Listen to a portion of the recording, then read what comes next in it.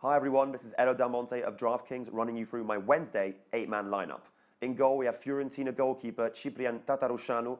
He is an absolute steal at 4,500. He will be very good against Switzerland, maybe even a clean sheet. Certainly Seferovic will be there to create plenty of saves for him as he tends to shoot straight at the goalkeeper. We have two defenders now, Georgi Shenikov of Russia because he starts, because he's only 3,400 and because he was actually the best of Russia's defenders for England until, of course, Berezicki equalised. And alongside him, Razvan Rat of Romania. He's been there for ages. He's one of the veterans of the team.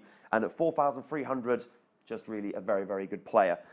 To the midfield then, the man who didn't show up against Romania, Paul Pogba of France. I really expect him to break out against Albania. Wasn't convinced by their defensive schemes against Switzerland. Hopefully it'll work out this time for Pogba. And Robert Mak of Slovakia was very unlucky to come away with a defeat against Wales. Mak looked very good in Slovakia's midfield.